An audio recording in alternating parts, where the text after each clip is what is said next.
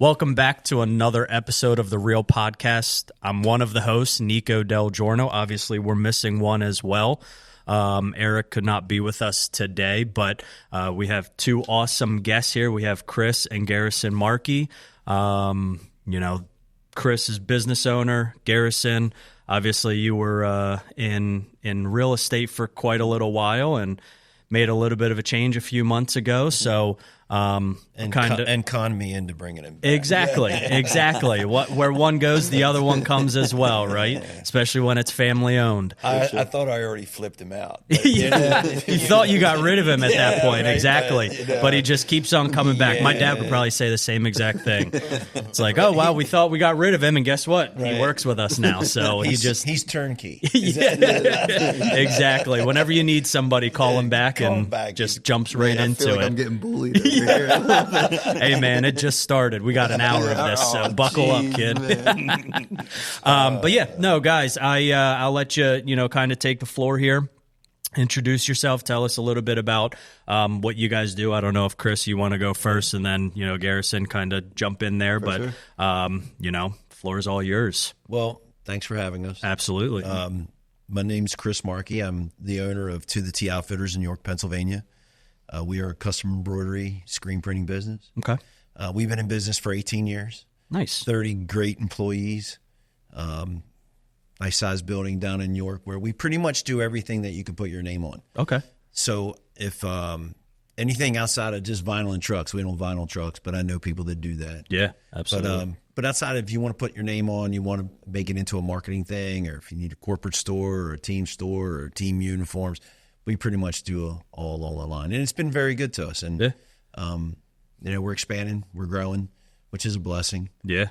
And here we sit. People want to, we want to talk and tell our story because we think it inspire other people. Yeah, absolutely. Because I think based on what you were telling me earlier, it started pretty low key and very low overhead at that point, right? Yeah. When a friend comes to you, I was an entrepreneur before, so I owned rental properties. Yeah. And some pizza shops and some rental properties and some laundromats in partnership. And got separated from my wife and moved in a different direction, got out and always wanted to get back into being in business, being an entrepreneur. And a friend approached me and said, I got a book of business and my business is bouncing my paycheck. I got a book of business for screen printing. I was like, I don't know anything about it, but let's talk. And, it kind of went from there. Yeah, so. Absolutely. So, obviously, Garrison, we'll jump over to you here for a little bit, and we'll probably pop on back. Turkey. But exactly. So I come from a real estate background. As you know, I've been in doing real estate for 4 years straight out of. Well, I tried college for a year, didn't really give it. Where'd you go? I went to Bloomsburg, so that's the story there. Yeah. You know what I mean? And then I did get through my 4 years of college, but I regret it now. He lived 4 years in 1 year. As you should. Most people do. Hour, it's gonna be crazy. Yep. And then after that, I got right into real estate. I worked for Eric Brewer for a while. Yeah. And did a ton of wholesale deals. Did some training across the nation with other companies. So I would teach them sales and stuff like that. And then essentially from there, I moved over to the family business. Yeah. I moved back into the family business. Back in, right? Yeah. I handed him a key. Yeah, exactly. But I have my own little rental portfolio. Okay. He has his own little rental portfolio. We're kind of building our own LLC now. It's called My Three Sons to really scale that portfolio so that we have passive income so this guy could retire or something. Yeah, exactly. Like Boy, he's kicking me out already. It is going to be a long hour. I know. Thanks, Nico. I know. Sorry, guys. So obviously, you said you've been in business for about 18 years now. The little one's coming to kick you out here. Do you have plans? To is that kind of the goal to start transitioning to? Is that something that obviously with real estate? As your background, Garrison, is that something that you're looking to eventually take over? So it's a great question. We don't have a missing piece here, Mason Markey. Okay, so gotcha. Mason, so there's another one. There's another one about family operated business. Well, maybe we should back up. So the My Three Sons comes from all of my children have SON as their, so Mason, Garrison, Addison. So I made my 3 sons and started buying real estate, That's awesome. That. Mm-hmm. Yeah. So Mason is pretty much going to take over the business. He's going to buy the business from me. Okay. Garrison and I have talked about having real estate. And then my daughter, well, she'll get it all once it's all exactly. You guys just maintain it. Yeah, exactly. When I'm back from college, you just hand it over. So are you the middle one then? I am the middle child. Okay, so you're the middle child, and then Mason's the older one. So he's been with you a while. Since COVID. He graduated, right? So his during COVID, his graduation from college was on TV.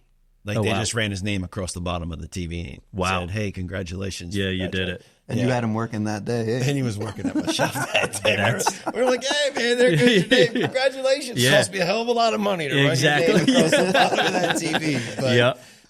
But no, he came and worked, and you want to run your kids through what you have done so they can see the whole thing. Sometimes they feel they'll come in and they'll be at a certain spot, and he handled it like a he handled it like a rock star. And Garrison coming to us, the backgrounds, it's kind of like you as a person, you throw all these ingredients into you. Mm-hmm. Like today, I'm a better person because I worked in the mortgage business, because my mom ran a real estate property management company.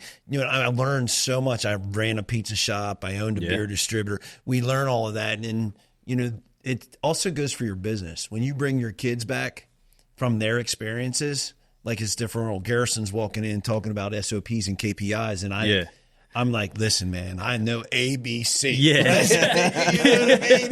Like he's ripping off stuff. Yeah. But it intrigued me. Yeah, absolutely. And him coming has made us better. His background with Eric or the guys like yourself, that's huge. Those numbers speak, and that's today's world. Yeah. And he's bringing it back. And, Mason's more the analytical type, the spreadsheet guy. Yeah. You know definitely not me. He'll make a spreadsheet that'll, make your ears burn. Yeah. You know what I mean?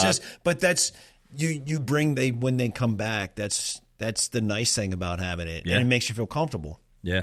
And, you asked about where are we going from here? Right. Absolutely. You never leave your business. Right. I don't care what anybody says. Yep. His pappy's been retired from iron, but you can't take that out of them. Yeah. He's going to constantly be a businessman, constantly be a worker. For sure. I think just that entrepreneur mindset, like, everybody talks about retiring. You want to retire. Like if you're a true entrepreneur, it's not work till you're 62 or whatever, 65, retire, and then like live the good life. Like I'm the same exact way. I always say, I'm 32 years old. I want to be retired by 40, 45.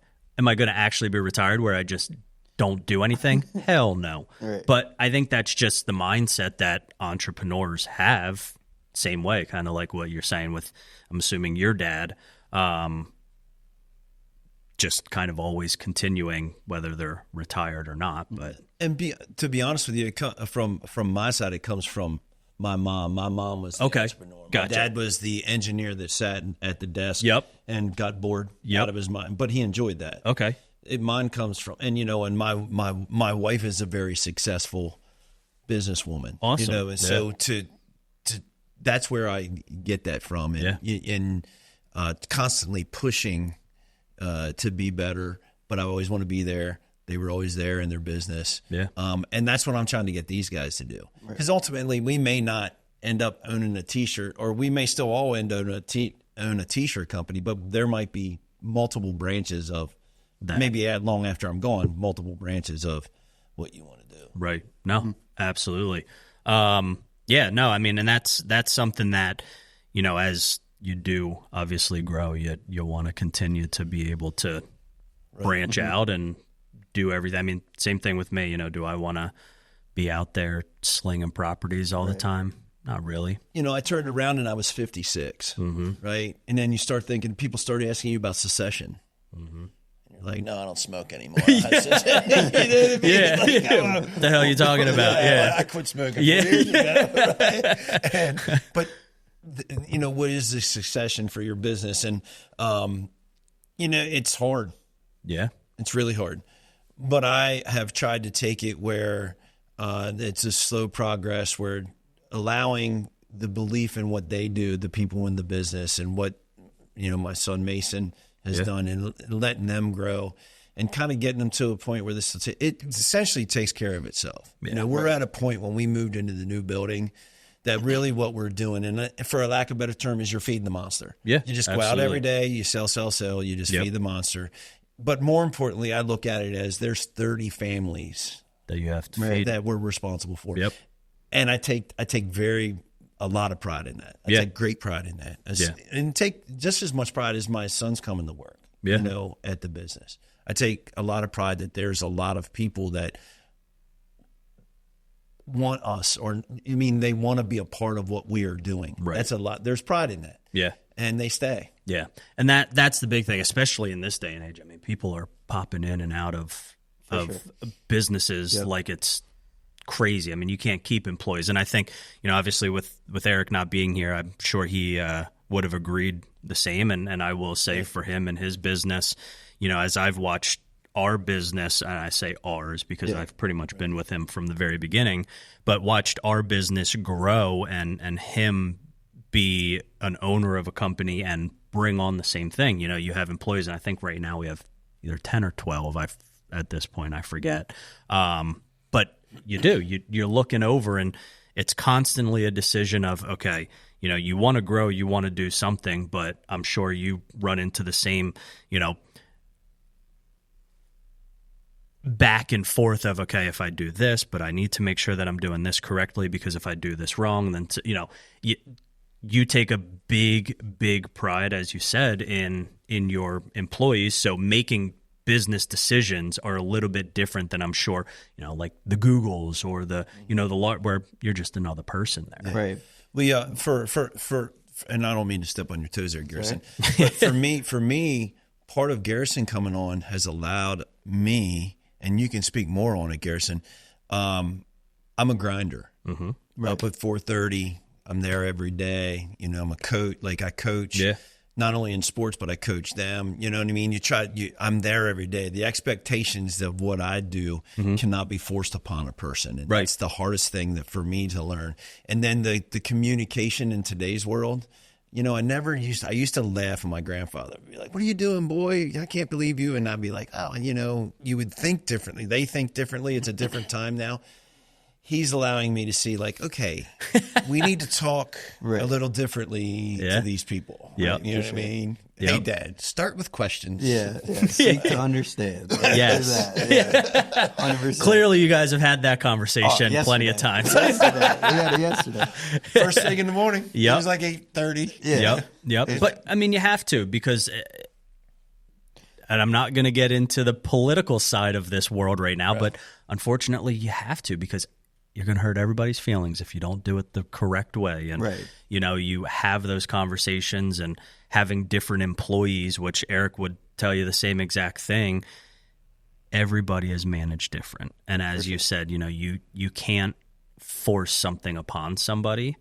And if they don't have it, they just don't have it. Right.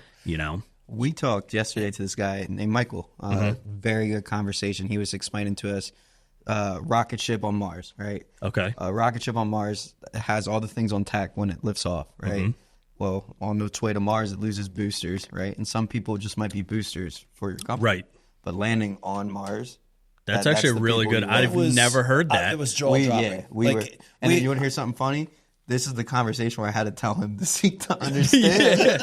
And then at the end of the conversation, it got to this point where he's explaining this rocket ship, and we're like, oh my God. It was, literally same. Yeah. And you don't think about that. Yeah. No, this guy, we started the conversation. He was asking, we were both A people. We like to talk, and we were talking over each other. Mm-hmm. And I was trying to think in my head in the process of what he was asking us to do. And I'm thinking out loud, and he thinks I'm telling him stuff when really I'm just thinking, okay, we got to do this and we do that. And he kept saying, I don't want to talk about it. I'm like, and it kind of got down this road. Yeah. And then finally I was like, listen, let's back up a little bit. I'm not trying to offend you. I was just trying to look at the process so we can make this happen, because it really intrigues me with what you're asking, because if I can get it to work, I can use it elsewhere. Mm-hmm. But I didn't express that at the front. Right. You know what I mean? So, and then we started talking about, rolled right into a conversation about talking to people. Yeah. Like saying those things up front, and we rolled down this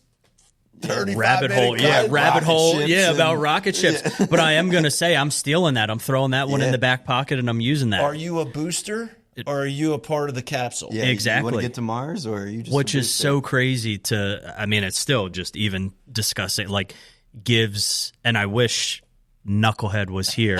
Sorry. Are you talking about Eric? Yeah. Hi, Eric. We miss you. But I mean, I'm going to have this conversation with him later and explain all of this, because I mean, I think that is something as we're starting to grow as well as a business, and just even myself, and you know, as I kind of mentioned earlier, just purchased the business and looking to bring employees on as well. Like, I think that is a huge, and that's okay to have that and to have boosters. They're there for a reason, obviously, and growing a company to be able to.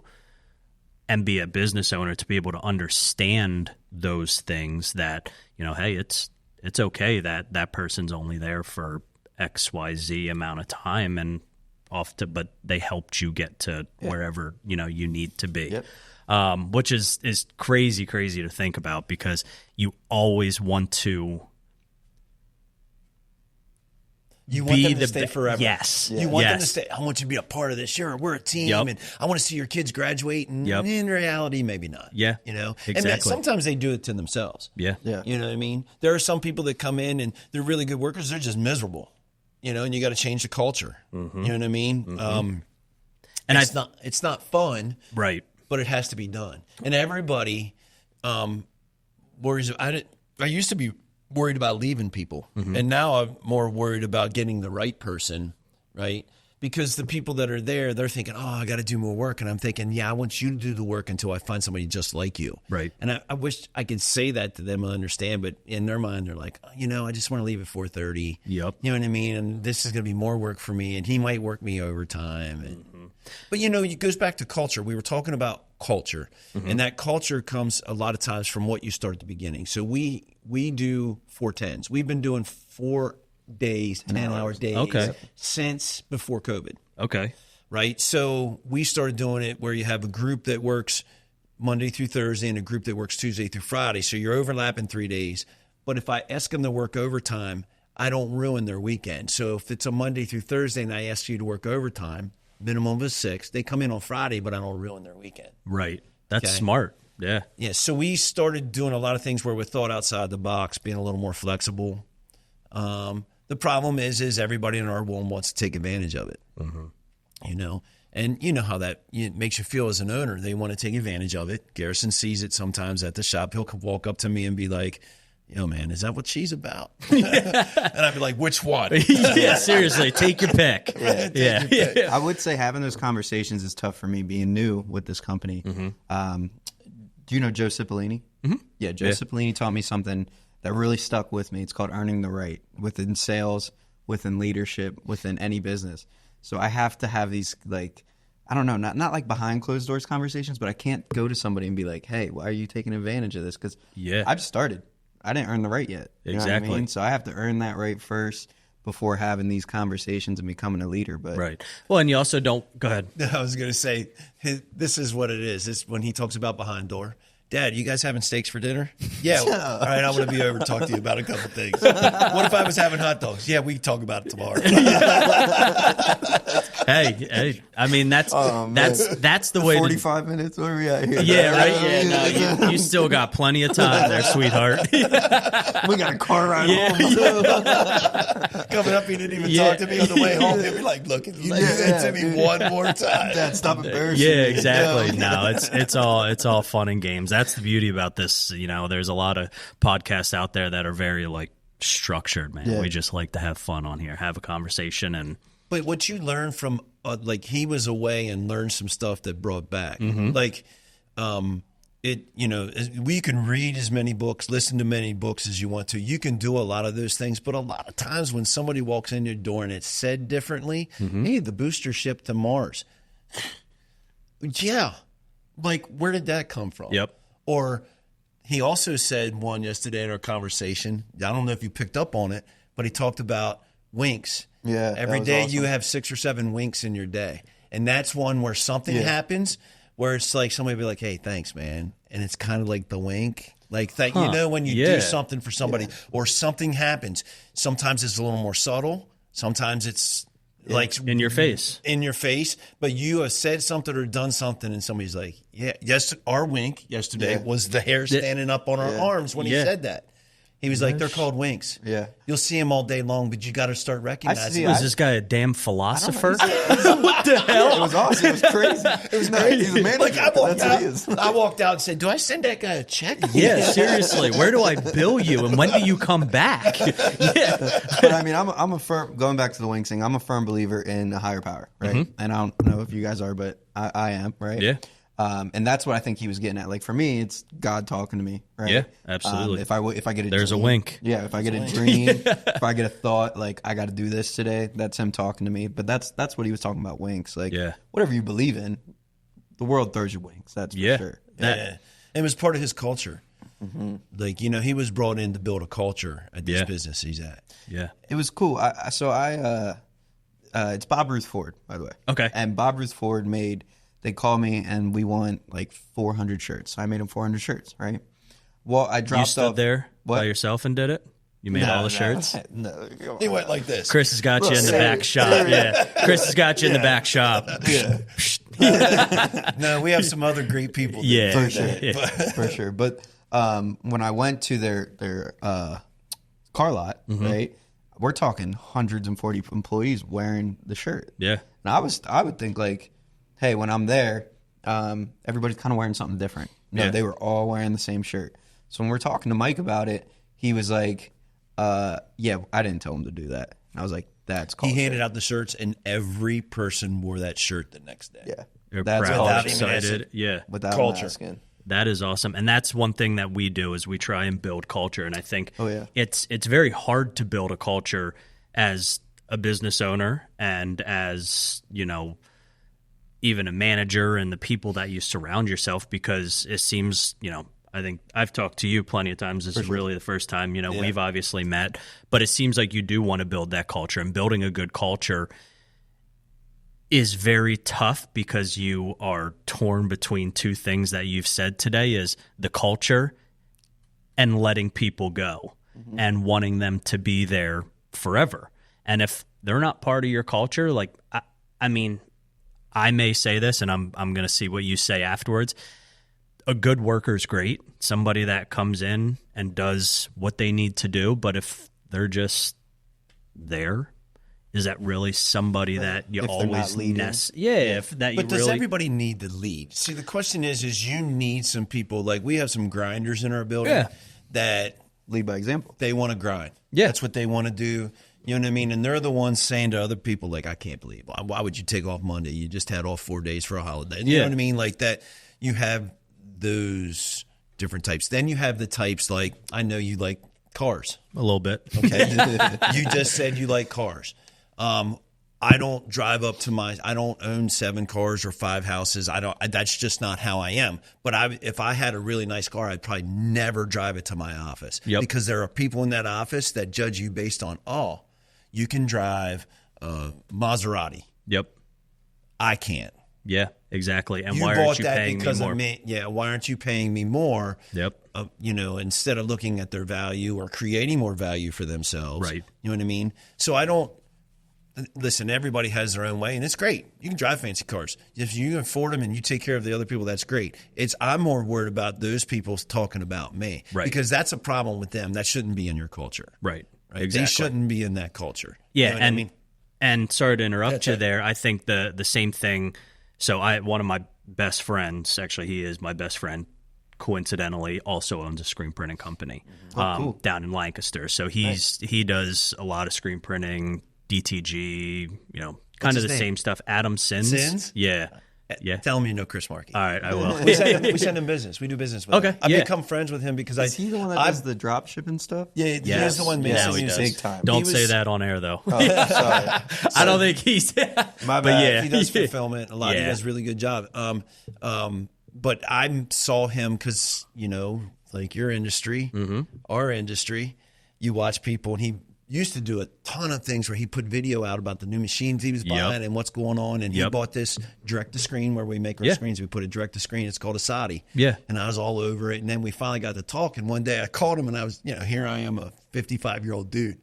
Dude, it's so awesome to talk. How old are you? He's like, whatever, 31. And I'm like, that's still cool. It's still so cool. Yeah. Like I just want to be part of the cool guys. Yeah. You know what I mean? He's done a really good job with his business.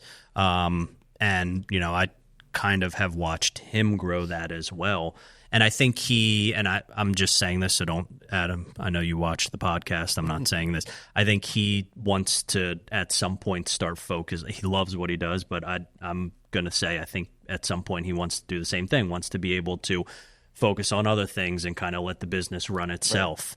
Right. And he says the same thing. I mean, he drives an Audi, he's got an R8, and, we always cruise around and have a good time. But same exact thing that you said, he will never, ever, ever take his vehicle to his shop. Same exact thing. He doesn't want people to talk to him or talk about him about, why does he have that? He's got that because I'm here doing this, and so on and so forth. So, kind of then back to the culture, bringing all of that back. It is culture. Yeah. That person that's in there, if they worry about, there's other things in their life that they could probably be worried about or putting more effort into, you hear all these stories, or even if you're on social media and you watch it, they'll be like, oh, they're putting that building there because of this, or they're doing this because of that. And I'm like, don't you have some other things to do in your life instead of worrying about complaining about everybody else? Yep. But that's why they're where they're at. Yeah. So it destroys a culture. That's what we were talking about. Yep. And I've learned a lot from Garrison because of people we're both into reading. So you start to learn a lot that. And I'm sure Adam or somebody like you, there's people that you listen to books about that.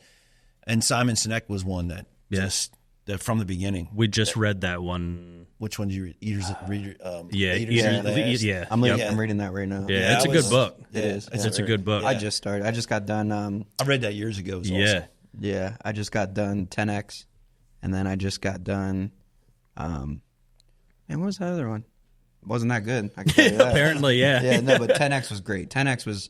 I started reading that in my last job, and then kept reading it into this, because when you come into this job, what it talks about is when you set a 10X goal, right? It's kind of like the Grant Cardone thing. When you set a 10X goal, absolutely. You go after it. But when you get the right people in there, you scale your company faster, right? Yeah. It also talks about if you do your 20% instead of the 80%, you scale a lot faster. So it talks about how 10X is easier than 2X. Right? Yeah. Because if you do those things, 10X goes a lot faster. Quicker, yeah. It talks about in there, the biggest thing that hit in that book was about Mr. Beast. He was like, you know who Mr. Beast is? Oh, yeah. Right, yeah. Yep. So he was like, one day, he's like, my dream is to be the number one YouTuber. So to be the number one YouTuber, I need to do extraordinary things, not just extra things. I need extraordinary things, right? I need the coolest people. I need the most money spent. I need the craziest cars. I need the biggest facilities. Number one YouTuber. Yeah, and he makes a shit ton of money. It's insane. It's crazy. You know what's crazy about all this? We sit here and talk, and I was having a conversation with another friend of mine the other day, and say, people, when you start talking to people, if you ask them what they read, hey, what books do you listen to, or what books do you read? I never would have asked that till I was 35. Yeah. You know what I mean? But when I started really reading, you started asking them, you find out that a lot of people you hang out with read the same stuff you just might not ever know. Yeah. Like we came in, hey, did you read? Oh, yeah, I'm reading that right now. Yeah. You know what I mean? But most of those people read those significant, John Gore, I'm reading that 10X is better than 2X. Yeah. The one you gave me, and I'm reading I listen to John Gordon every day. Okay. And so there's a lot of that. You find out that people like us, or people that are similar to us, or what we would feel would be similar. Right. Yep. Read a lot of the same stuff, and you might not ever know. Yeah. Or they'll be like, hey, did you ever read this book? And you'd be like, Well, hell yeah, I've been waiting for you to ask. That or no way, serious? Yeah. No, I got to get that. And then you're on your phone while they're talking to you. And you're, I'm going to take a look at 10X now. I've never read that, and I've never been a huge reader just in general. But I think audiobook. Come on. Yeah, I mean, and there is something about, like, you know, for people like ourselves, I'm sure. Right. Your brain is going a million miles an hour at probably all times. That's how mine is. And going to sleep is probably one of the hardest things that I do during the day. For sure. Without question, compared to all the things that we deal with, you know, this, that, people, stress, everything else. Like, I deal with that like it's nothing. Trying to get to bed is like the worst thing in the world. So sometimes I do, you know, we'll sit and actually read to kind of decompress myself. Right. But I just have never, probably within the last 2 years, I really started trying to read a little bit more. Right. But I need to more than what I was before. So everybody can read more. Yeah. Right. We all can learn more. Yep. And that's why I listen. Yeah. I listen. If I don't want to read, I would throw on a Joe Rogan. Yeah. Alex Ramosi. Right, you know what I'm saying? The real podcast. Right, the real podcast. Sorry. No, that's all right. We'll be listening to this. But going back to what you were saying about your friends reading, you were just on a podcast with Ty probably 5 months ago. And they're and if you watch the podcast, they're just rattling off these books. Like, it's like left and right, left and right, left and right. And you can tell that there's things clicking in their head while they're talking to each other. Yeah, that's or your friend. It'll create a point. Like today, you know, we got on culture. Yeah. You know, you're coming in wondering, hey, what are we really going to talk about? We'll talk about it. But usually it leads, like, once you get on one thing, it was the rocket ship. Yeah. You know, we started talking about culture. You know what I mean? Yeah. Just like books. So when you start reading books and you start to get familiar with each other and what you read, then you know where it's. And it also and then you have the same views and everything starts aligning, and then all of a sudden you're solving the world's problems, and you know, cancer's gone, and all just from one small podcast. And Who knows? You walk into your wife, we're like, we're buying another business. And then she's out the door to the attorney's office, like, nope, no, we're not. You are, and you're paying my ass for it. No, I'm just kidding. I have a great, and that I think that's another thing is support too. Obviously, you know.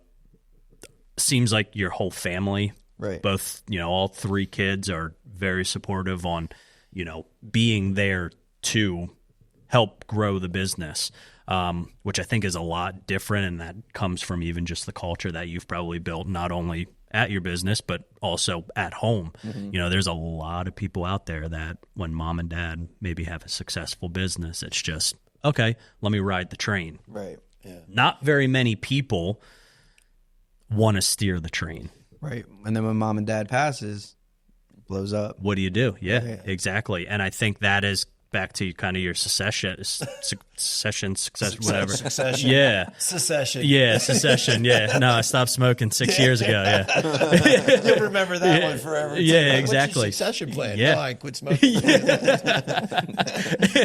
don't have any cessations anymore. Right. But, I mean, having that stuff in place is a big thing, too, because, you know, as you're growing that business, you have to look at all of that stuff also. And the other question you have to ask yourself is how fast do you want to grow that business? Where do you want to be at that point? Like, you know, for me, it's like, you know, whatever, 7 years and I want to be out. For me, I'm looking at it like I still have a size goal. Yeah. You know, but we've always been the slow growth. We're the turtle, right? We're not the hare. Yeah. We're the turtle. And there's been a lot of stuff that's come along that just, there was no's. Yeah. Like, you know, it never happened. But that doesn't mean that dream is gone. So we continue that. And that's where, you know, having your kids come in, it becomes a different world. It becomes a different vision, meaning where you see the world a little differently and you're able to grow. Yeah. As an old man, is that I don't even. I mean, it makes sense, and not your belly either. That happens just naturally. Yes, exactly. You can't get past that. Had a guy tell me the other day. Yep, I used to have a big barrel chest. Now I have a big barrel belly. Yeah. Yep. It sinks down. Yeah. Being a dad, and I'm only 32, I can see it starting to develop. My wife the other day was like, you should probably do something about that. And I was like, yeah, you're right. I should probably do something. But, we'll think about that later. Yeah, exactly. I got to go do 6 flips. Yeah. I got to go do a bunch of stuff right now. Yeah, sorry. Well, I got my steps in today. Yep. Okay. Yeah, I ran around all over the place. So. But the 3 burgers from Burger King didn't help you. That, honestly, I don't eat. That's my problem. Yeah, that's because I'm go, and it's just like I but when literally you do forget. It like when I do sit down and eat, I sit down and eat. Yeah, like that's even worse. Yeah, because then I want to go to sleep afterwards, and I don't want to do a damn thing. I'm like, I'm good for the rest of the day. Yeah, and just you take all your caloric intake in at one time. Yep. Right? Yep. As fast as it possibly get shoved in your pie. Yep. Yeah, you're doing it in 15 minutes because you're like, wow, today I have time to eat food, so I'm just gonna eat quickly, and then 15 minutes after that, you're like, you know what? A nap sounds good. Yeah, I'm going to go lay down for a little bit. Pull over here and take a nap like the truckers do at the stop. Yep, exactly. So, but no, kind of back to your business. And, I know you said you've been entrepreneur, for a long time. You had a couple other things. I've been in and around real estate all my life. Okay. So my mom was a realtor. They had rental her and my dad had rental properties. She owned a property management company. Okay. So in York, she was like the preeminent. Then Charlotte Bergdahl came along with Cherry Lane, and then a bunch of others now with Elite, Sherman Properties, and all that. So she was like that. Yeah, that's what she did. Gotcha. And so I've been in and around real estate all my life, and then I ended up getting into real estate, and I've always wanted to be deeper into real estate. And it's kind of funny, when this happened with Garrison coming on board here. Mm-hmm.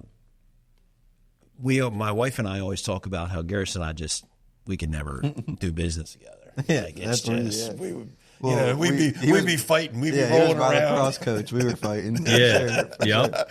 But now it's like we speak the same language. Yeah. But it took. Well, how old are you? 23? 24. Something like nice. 24. Yeah. 24. But, when did you come into this world? Yeah. But when everybody has a common goal, things go smoothly. Yeah. And there's going to be times you fight. There's going to be times you don't fight. There's going to be times everything is smooth, right? Mm-hmm. But when you have a common goal, all that stuff could happen, and then it's right out the window because you got to get back to the common goal. Yeah. Actually, I think based off of what you just said, that was something that I want to say was in Leaders Eat Last. It was either that or one of the other ones that I was reading. I can't think of the book now, but they said there's going to be friction. If you want to have a good culture and a good business and be able to all grow, you need to have the friction. Right. Conflict is healthy. Yeah, exactly. And a good conflict. Right. Good conflict. And that's part of building that culture to be able to have that. Because if you have somebody that's obviously upset after you have a bit of a conflict, it's not somebody that you should be there. Just, Leaders Eat Last, what really struck me at the beginning when they talked about, why do the officers, they always eat last. Yeah. Right? Yeah. So that's why it's called Leaders Eat Last. Yep. Right? So it goes back to our point of driving up in your, car, whatever, what I say, Maserati. You drive up in a Maserati. They're not gonna kind of do that. You know what I mean? They're gonna eat last. They're gonna show those that work for them that they care about that. But and I think too, from that standpoint of seeing it from an employee view compared to a business owner's view, those people do eat first.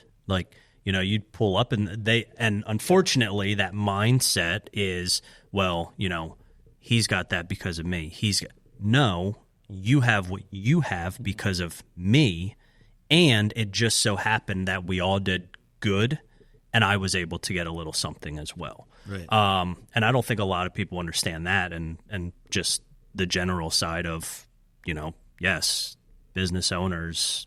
And I'm sure whoever is going to be upset about you pulling up in a Maserati doesn't understand that you were in your basement 18 years ago with a computer. Couldn't sleep. Exactly. Slinging shirts like it was the last thing you were going to do. define slinging. Whatever. I wasn't thrown across the room. Yeah. So is that so? A little. I mean, kind of how you got started with it. I know you said.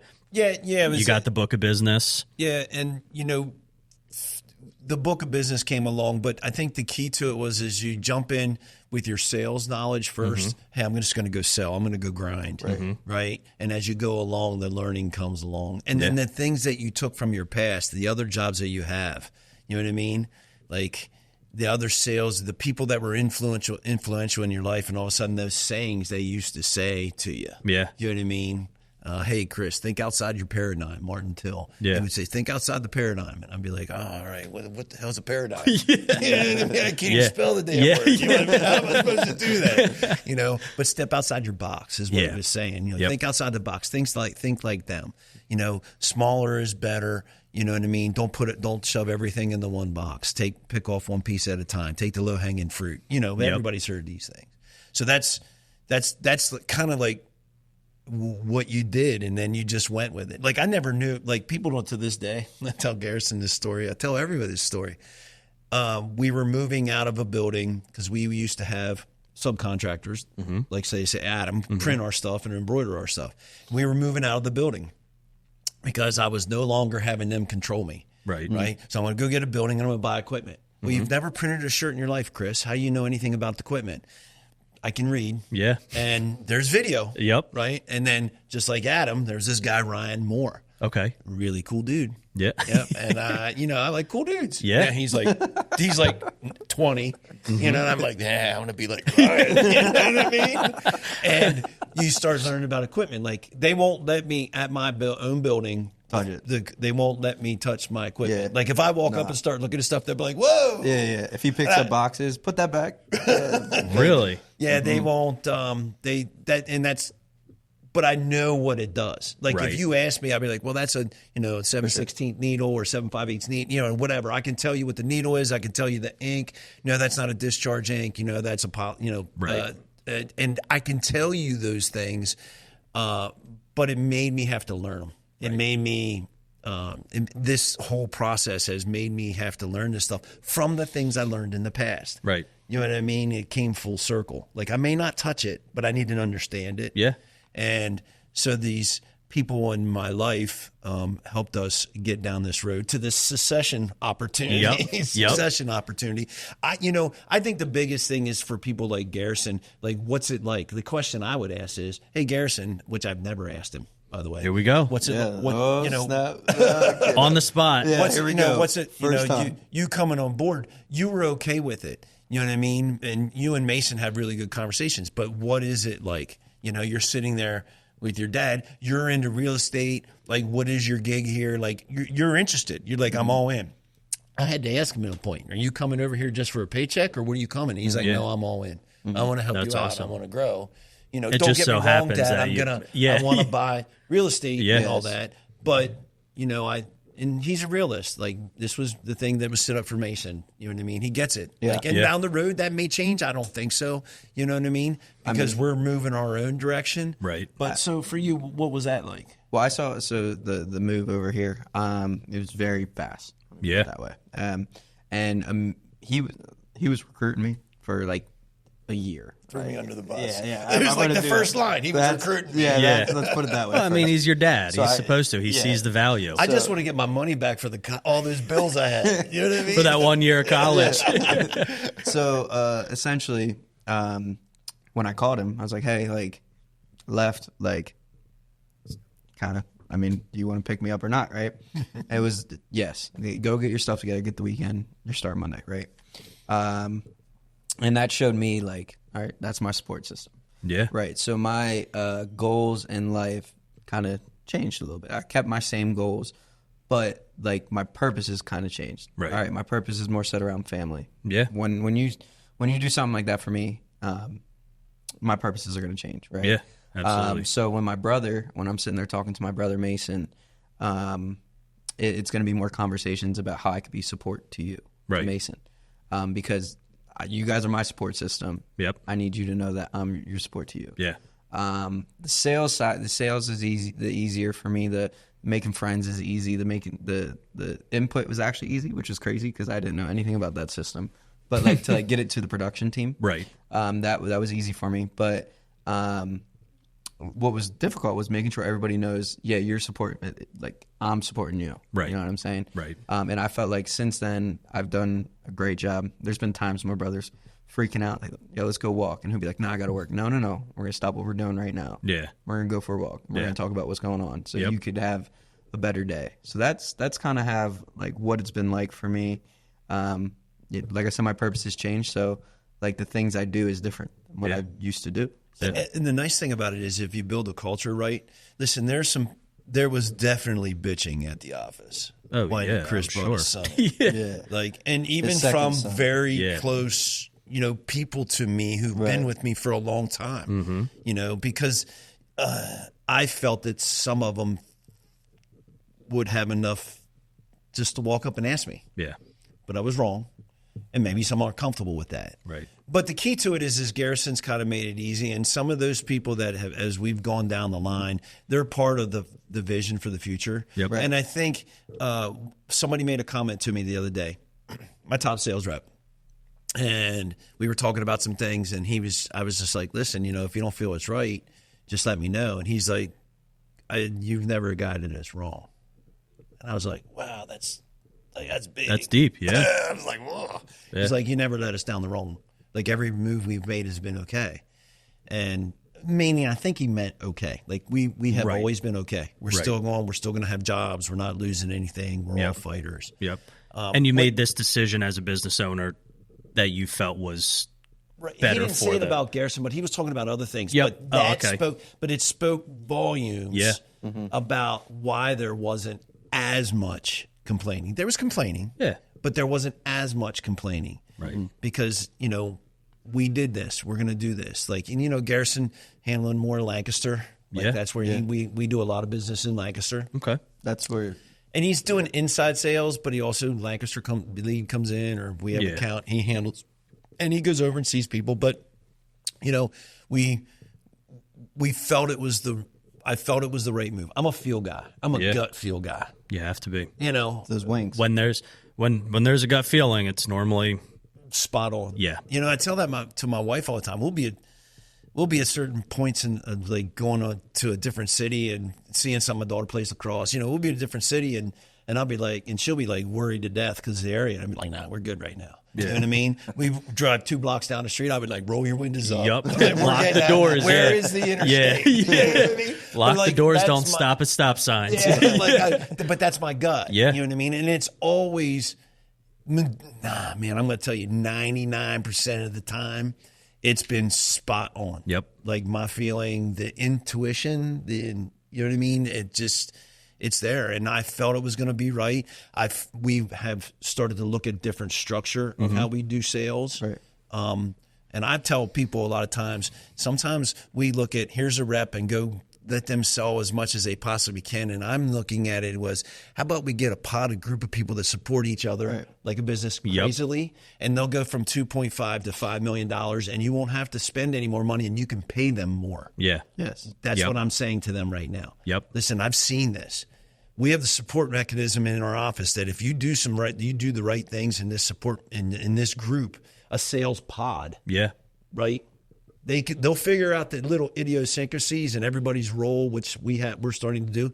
But once they find that out, that thing's going to take off. Yeah. Right. Yeah. It's like, say, if you, like, as an acquisitions agent, right, had like a bunch of lead managers or like junior acquisitions agents, which were working. Say you had one team and then you had another lead acquisitions agent with that down under there. I mean, they're going to compete. They're going to go after it, and it's going to be healthy competition. And I mean, that 10X is, I mean, that's what I see. So you told the part of the succession plan was, hey, I want to get to X amount of $1 million a year as a business, okay? Mm-hmm. And I have a goal with that. I've always had that goal. And we're going, and we've been fortunate enough never to have a down year. COVID, nothing. I was going to ask how that was, especially. Never had a down year. That's good. Yeah. And you guys were still able to work through all of that? Because I know they were like Mason graduated and worked. Yeah, that's where we were blessed, where you find the true people that put their time in care. Yeah. And part of that group was boosters. Yep. They're no longer with us, but they were boosters on the flight to Mars. But yeah, it was like you see these things and you start to put it together and you go, okay, this is how we're going to get there. And I tell everybody, because it's nice, you have this group, and if one of them, like Garrison's working with Lancaster, well, that becomes a profit center or a pod. Yep. And how much can that pod grow if they're supporting each other? Right. Right. So I don't bring in like this sales rep and then another sales rep because he can't handle it. I still got to hire support. How about we hire a sales rep that's really good at sales, and everybody, there's 3 people inside that handle all the ordering and handle all that stuff for that rep. And then a person building your stores. We do corporate stores and team stores. We do about 1,200 of them a year. Wow. So we do tons of them. Yeah, we do a ton of them. So, you'd start doing this pod, and if you have to break off because Lancaster's growing, now you have the same concept. Now it's even more of a competition. Yeah. Now you're talking about going from, hey, 1 million and 2 million or 3 million to each one's, hey, now they're all trying to get to 7 million. Yeah. And you didn't do anything, but hey, let's go after it. Yeah. Let's do this. Grow it So out. we found that that's going to be part of this, and it's going to lead us down the road to where we can service a customer better. Yeah. We can take care of our employees, but even more. Yeah. Right. Including the production. They're part of it, incentivizing them in the back. Yep. So, that's like part of the succession plan. Yeah. Now, where I get out could be tomorrow, brother. You know what I mean? Like, I could be on the diving board of life right now. I'm just standing there going, am I going to go? Yep. What are we doing? What are we doing? No, that's awesome. And obviously, I'm assuming a lot of that new concept as far as, pods and sales has come from you, Garrison, kind of jumping in, or? So when I came in, I talked about the saying that I like called "A rising tide raises all ships." So everybody who's in the company rises up. And he invented from that kind of saying and what we've been talking. It sounded like he had this in his mind the whole time, but me coming in, talking about KPIs and SOPs and stuff like that, he was able to once I explained that further, he was able to put it into words. Yeah. And so I think he finally put it on. I don't know. You could explain a little bit further, but I think he finally put it on the whiteboard because we started having these conversations about a sales team. The toughest part is even in a good culture, change is terrible. Mm-hmm. When we changed our shop management system, our lead sales rep, I thought he was never coming back. And Jason's awesome. Yeah. He's just an awesome dude. He cares tremendously. Yeah. But Chris, that's 7 more buttons than I had to push last time. And you're supposed to make this easier. And now he sees that the system has allowed us to look at numbers and all that. You know what I mean? So there was a lot of this. We're not doing the change right now. We ain't going to do it till the beginning of the year. Right. And, people, they all worry. Wow, how am I supposed to make the same amount of money? I was like, well, listen, here's your chart of how much money you can make in a quarter. And you've only hit the first rung every quarter. Yeah. Right. So what have you done for me? Yeah. How about if I make it better for you and allow people to do that? You'll make more money and you won't have to worry about this chart all the time. Yeah. And they're like, well. Okay. Okay. I'll go. Yeah. You're just listen, you got to think outside the paradigm. Yep. You got to get outside your paradigm. And this is what drew me. My dad, when he worked at ITT Grinnell in Lancaster, the CAD system had just come out. It's 1980. Okay.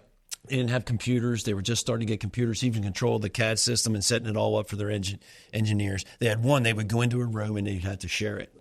And he started the pod system. Great. We're going to do a pod system. You're going to have draftsmen. You're going to have a secretary. You're going to have you know what I mean? You're going to have all of this. Yeah. And it took off and blew up and got him a job for the rest of his essentially life. Yeah. I mean, how long did he work there? 40 some years. And I kept reflecting back, this got to be better. It's a better support system.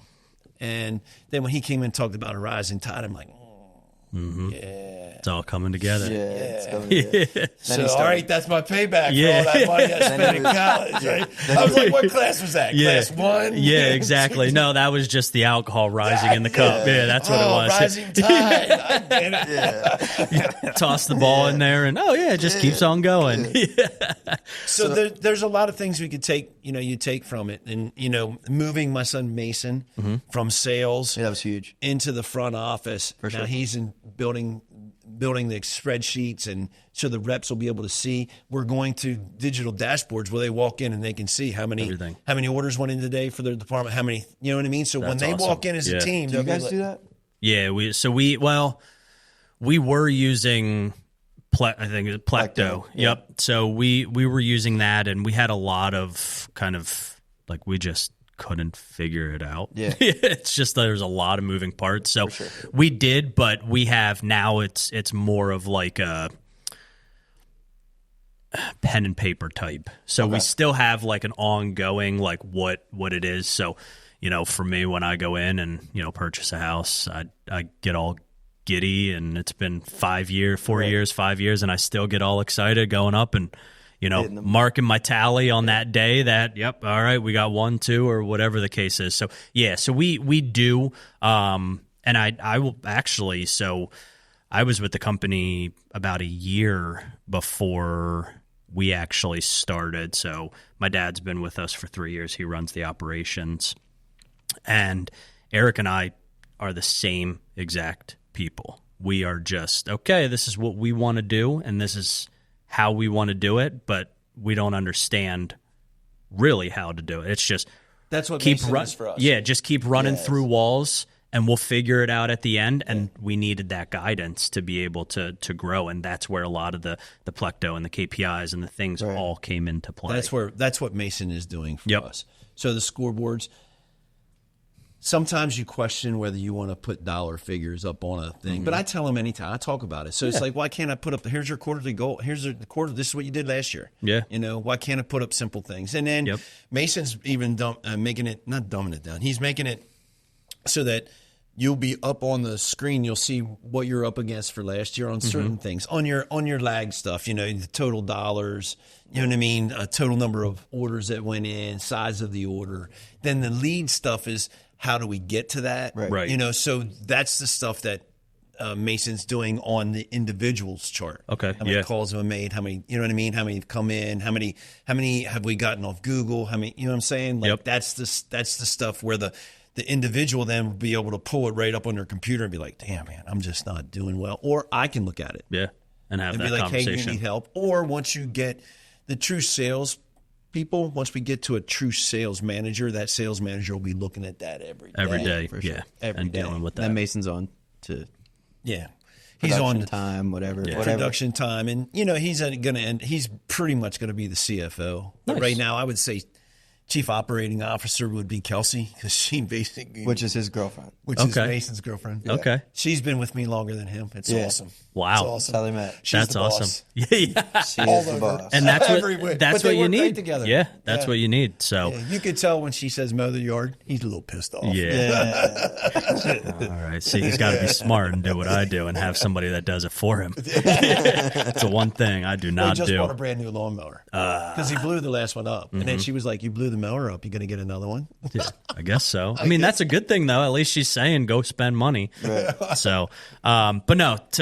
Obviously, we've gone through a lot of stuff here, and it's all been super, super awesome. So, kind of getting to the end, we obviously always kind of ask a couple different questions based off of the actual podcast. So, real estate, we've talked about a lot of real estate. You guys have rentals. You've been in real estate. You've been in real estate. Expensive shit, which is the E. So, obviously, everything stands for something. So, is there anything, obviously, like you said, for me, and Eric will always use it, I love cars. That's what I spend my money on. I mean, I don't have a lot of big-time hobbies. Do you guys have anything that are like, that's your vice, that's what you spend money on? And hopefully, obviously none of the employees are watching. So there was this one time at band camp. Yeah, exactly. I would say for me, mine's traveling. Okay.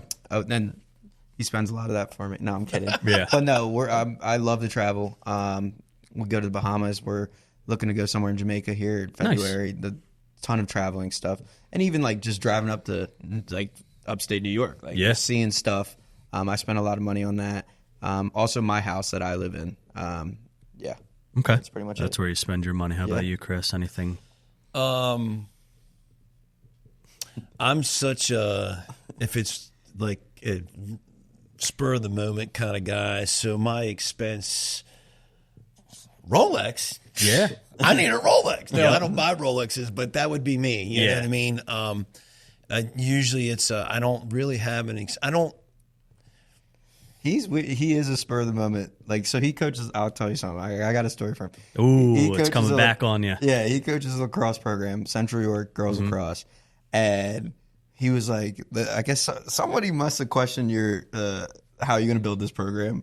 And so Dad bought all the girls their own backpacks. They bought them all outfits. He bought them all shoes. Like we walked in looking like a college team. Yeah. So that's it. He bought the nicest camera. Like, yeah. So he did it right. Yeah. That's awesome. Culture. Yeah. The expectations. So if you're going to have expectations for somebody, you have to have a culture. So,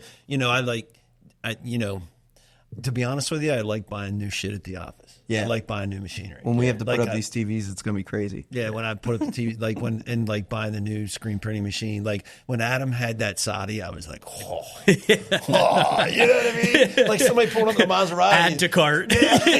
How do I? Yeah, seriously. You won't overnight this thing? You know what I mean? Yep. No, absolutely. But that's mine is still that. Listen, I'm a weirdo. It's all a lot of, and my wife. Family is huge to me. Mm-hmm. Sometimes it doesn't probably present itself that way. Right. But my business, I'm a grinder. Yeah. I'm old school grinder. Like I'm every day. I'm in there. I grind. Why didn't we win this? Why didn't we lose that? Like, everywhere I go, people are sometimes probably afraid to talk to me because I grind that like that all the time. But that's my expense is buying stuff for the business. That's awesome. Okay. Now in the name aspirations, where both of you, this could be together as the business, this could be personal. Yeah. I mean, what are some aspirations that, within the next 5-10 years? Obviously you're on the diving board of life, so you might Thanks, be bro. I went from Mars to the diving board. Like you brought me down fast. I'd say my aspirations, I have a few goals and I have them written down in my wallet. But one thing I would like to do, I would like to get to 100 units with my 3 sons within 5 years. Okay. Based off the Burr method. Yeah. We're going to try to get there. It's going to be crazy, but there's my expense. That's my E. Exactly. But I would also say another goal of mine, a lot of people have been, since I've been in this T-shirt game, I have it written down in my wallet as well.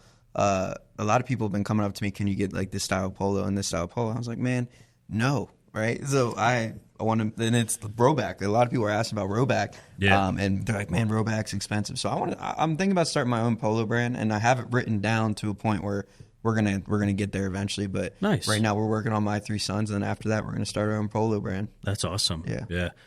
I love me a good polo to golf in. Yeah. Peter Millar, John Doe. Oh, yeah. And, we get hit up by all that. Yeah. Everybody's, it's always the dudes that wear the skinny jeans too. What's wrong with skinny jeans? What's wrong with skinny jeans? What, your dad didn't play ball with you? Is that something? No, I played hockey. I played a real sport. Oh, touche. That game last night was crazy. It was crazy. I did. So I haven't. I honestly, I've been out of college now. I don't know, 8 years. Yeah, 8 years. I probably haven't watched hockey since I stopped playing. Oh wow. Or I haven't watched a game since I stopped playing. I don't know. I'm more football and now F1. Nice. Those are my 2 things. F1. Yeah. My brother's into that. Yeah. His brothers. He's European. Yeah. Like, listen to this. Mason's Europe. He says, I want to move to France. All right. He goes, I want to move to Europe.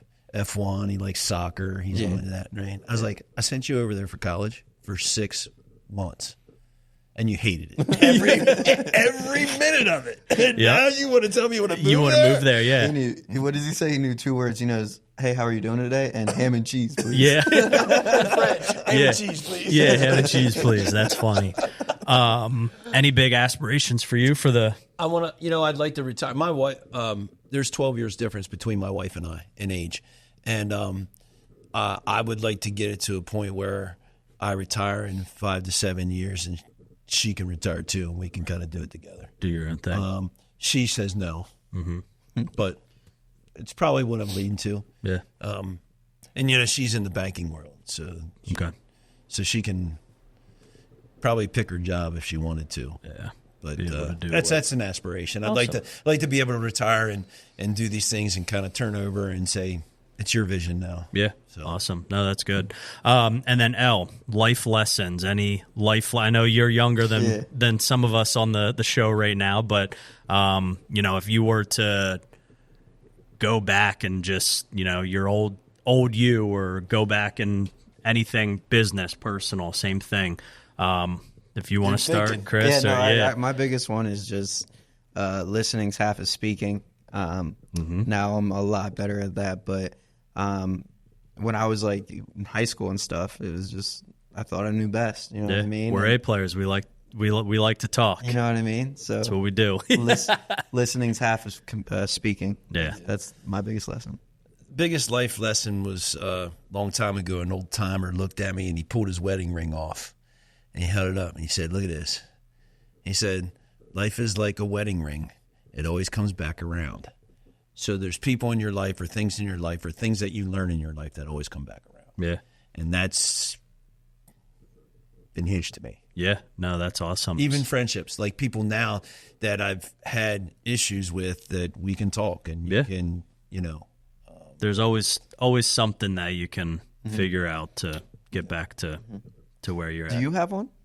A life lesson? Yeah. Man. This is the first time. I mean, so you don't. I've actually I do. Don't play in the middle of the street. Yeah, exactly. Look both ways crossing the street. For me, I would have to say, if I was going to give kind of a life lesson to somebody, or even my old self, I'm going to kind of go off of what you said. I mean, I've always felt as I was growing up, and as I played sports, I was always, top guy and this and that, and always thought I knew best. And I'm going to have to say, probably one of my big life lessons is, you don't want to be the know-it-all in the room. For sure. There are always going to be people that are going to be much more successful, maybe much more happy, and that stuff will come out in that room. And if you feel,